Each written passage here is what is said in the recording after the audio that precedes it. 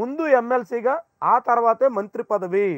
కొణిదెల నాగబాబుకి మంత్రి పదవి విషయంలో ముఖ్యమంత్రి పవన్ కళ్యాణ్ నిన్న జరిగినటువంటి భేటీలో తీసుకున్న నిర్ణయం అన్నట్టుగా ఆంధ్రప్రభ పత్రిక ఈ కథనాన్ని ఇచ్చింది.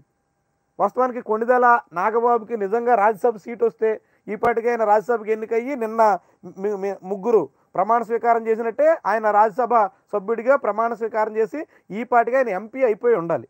కానీ ఆయనకి ఎంపీ సీట్ లేదు, ఎంపీ సీట్ ఇవ్వలేకపోతున్నాం కాబట్టి ఆయనకి మంత్రి పదవి ఇస్తాం అంటూ చంద్రబాబు స్వయంగా ప్రకటించారు. చంద్రబాబు ప్రకటించినప్పటికి కూడా ఇప్పటి వరకు ఆచరణ రూపం దాల్చడం లేదు. నాగబాబుకి ఎప్పుడు మంత్రి పదవి వస్తుందంటే ఇంకొంతకాలం వెయిటింగ్ లిస్ట్ తప్పదు అన్న సంకేతాల్ని నిన్న సీఎం డీసీఎం భేటీలో ఇచ్చేశారు. నాగబాబు మరికొంతకాలం వెయిట్ చేయాల్సి ఉంటుంది. మరి ఆయన ఎంతకాలం వెయిట్ చేస్తారు, ఎంతకాలం పాటు ఆయన వెయిటింగ్ లిస్టులో పెడతారు చూడాలి. మార్చి తర్వాత శాసనమండలి సీట్లు ఖాళీ అవుతున్నాయి కాబట్టి ఆ ఖాళీ అయినటువంటి సీట్లో నాగబాబుకి ఎమ్మెల్సీగా ఇచ్చి అప్పుడు మంత్రి హోదా కట్టబెడదాం అని నిర్ణయం చేశారు అన్నట్టుగా రాస్తున్నారు. ఇదే జరిగితే ఆయన మళ్ళీ ఏప్రిల్ వరకు దాదాపుగా వెయిట్ చేయక తప్పదు.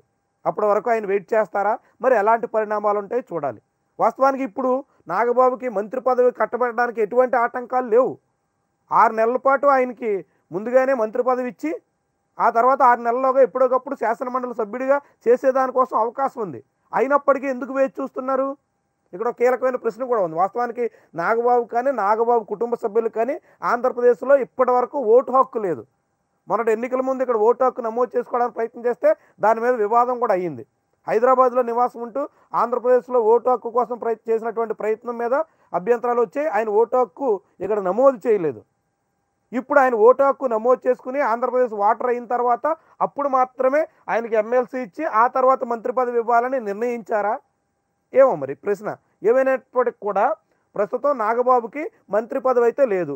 ఏప్రిల్లో మంత్రి పదవి ఇవ్వాలని నిర్ణయం చేసినట్టుగా ఈ పత్రిక రాసింది. దాని ప్రకారంగా చూస్తే ఏప్రిల్లో ఆంధ్రప్రదేశ్ మంత్రివర్గం పునర్వ్యవస్థీకరణ జరగబోతోంది అన్న ఊహాగానాలకి ఈ పరిణామం ఆస్కారం ఇస్తుంది. ఇప్పటికే ఆంధ్రప్రదేశ్ క్యాబినెట్లో కొందరు మంత్రుల తీరు మీద చంద్రబాబు చాలా అసహనంగా ఉన్నారు. మంత్రుల వ్యవహార శైలి మీద కానీ శాఖకు సంబంధించినటువంటి వారి పనితీరు మీద కానీ అత్యంత అసంతృప్తిగా ఉన్నారు. వాసంశెట్టి సుభాష్ లాంటి వాళ్ళ తీరు మీద ఇప్పటికే బాహాటంగా తన అసంతృప్తిని వెళ్ళగక్కారు. అదే రీతిలో రాయలసీమకు సంబంధించినటువంటి 2 కొత్త మంత్రుల వ్యవహార శైలిలో కూడా అదే రీతిలో సీఎం ఉన్నారంటూ కథనాలు కూడా వస్తున్నాయి. ఈ నేపథ్యంలో కేవలం ఖాళీగా ఉన్నటువంటి ఒక మంత్రివర్గ బెర్త్ పూర్తి చేయడమే కాకుండా ఒక 4-5 మంత్రుల్ని పక్కన పెట్టి వారి స్థానంలో కొత్త వారికి అవకాశం ఇచ్చేటువంటి యోచనలో సీఎం ఉన్నారు అంటూ ఊహాగానాలు వినిపిస్తున్నాయి. వాటన్నిటికీ ఆస్కారం ఇచ్చేలా, వాటన్నిటికీ మరింత ఊతమిచ్చేలా ఈ పరిణామం కనిపిస్తోంది. ఖాళీగా ఉన్నటువంటి ఒక బెర్తలో నాగబాబుతో ఫిలప్ చేసేయడం కాకుండా మొత్తం మంత్రివర్గమే పునర్వ్యవస్థీకరణ చేసే దిశలో ఏప్రిల్ నాటికి చంద్రబాబు ఆలోచనలో ఉన్నారు. దానికి తగ్గట్టుగానే ఆలోగా ఆయనకి ఎమ్మెల్సీ ఇచ్చి నాగబాబుకి అప్పుడు మాత్రమే ఆయన్ని మంత్రి చేసే యోచనలో ఉన్నారు అన్నట్టుగా ఈ కథనం అర్థం పడుతుంది. మరి అప్పటి వరకు నాగబాబు వెయిట్ చేస్తారా? ఎలా ఉంటాయి? జనసేనలో తెలుగుదేశం మధ్య సాగుతున్నటువంటి పరిణామాలు వేగంగా మారుతున్నాయి. ఇద్దరి మధ్య విభేదాలు కూడా పెరుగుతున్నాయనేటువంటి చర్చ నిన్న సాగింది. అలాంటి సామరస్యపూరితమైనటువంటి వాతావరణం పెంపొందించేందుకు వారి ప్రయత్నాలు ఏ మేరకు ఫలిస్తాయి, విభేదాలు ఏ స్థాయికి చేరతాయి చూడాల్సి ఉంది. ఇక నామినేటెడ్ పోస్టుల భర్తీ విషయంలో కూడా నిన్న ఇద్దరు చర్చించారు. త్వరలోనే సంక్రాంతి ముందా తర్వాత అన్నది చివరి దశ నామినేటెడ్ పోస్టుల భర్తీ ప్రక్రియ కూడా సాగబోతుంది.